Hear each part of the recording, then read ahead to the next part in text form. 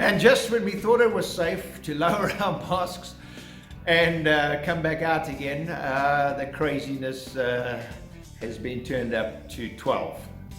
Now, we've got war thrown in the mix.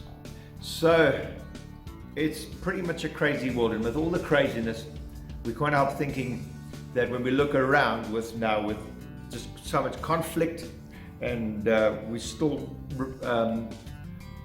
reeling from restrictions, from COVID, I can say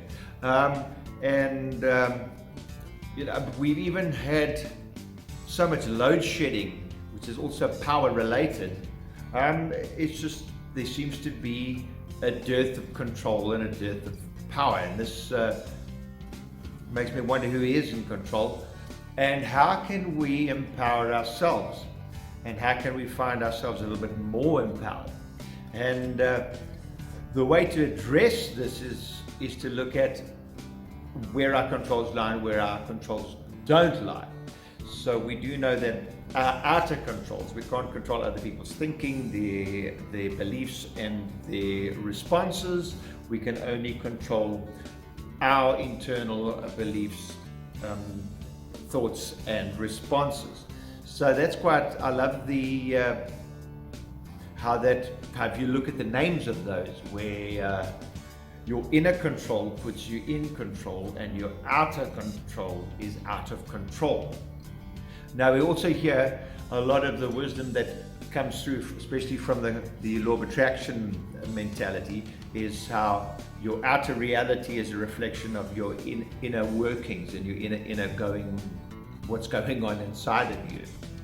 So we've got to take that into consideration as well, and say, what feedback is this showing me, and how can I address this to empower myself more? It's a very common trend that when we feel we're losing control and that our fears kick in, we then jump into survival mode, and then basically we then look at controlling everything else around us just for the sake of feeling that security and surety that we really desire, that we're not seeing.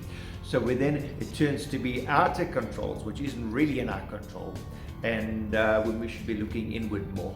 And that reflection is then when we do try and control and then manipulate, and we just get met with more resistance, because nobody wants to be manipulated or controlled. Now, when we look at Mom Nature, we notice that she just follows the path of least resistance. And is there wisdom that we can draw from that? There's total acceptance of what is, and then follow the path of least resistance. So that means not no resistance, the path of least resistance. We're always going to get contrast, and we're always going to get resistance in some way, shape or form. But are we going to jump up in its face and try and manipulate it, or are we going to try and find an easier way to flow? Now, if you're anything like me that finds this stuff really intriguing and is seriously curious about trying to find out what is the path of least resistance, what are the ways that I can empower myself in better ways, what is the successology behind all of this, and how can I implement that for my own benefit and also for the benefit of everyone else around me as well. If you're interested in this and finding out more about it, we're going to do a deeper dive, and it's going to be on Thursday, the 24th of March, here at Absolute Soul, where I am right now. Starting at 6 o'clock, we'll 6 for 6:30, just to give everyone a chance to arrive. And we're going to be looking at a much deeper, in-depth look of how we can change control to control change. It'll be a short keynote by me, and it's entitled The Future of Personal Power, and it's all about personal empowerment and how we can implement that to our advantage. So I'm really looking forward to this, and I hope to see you there.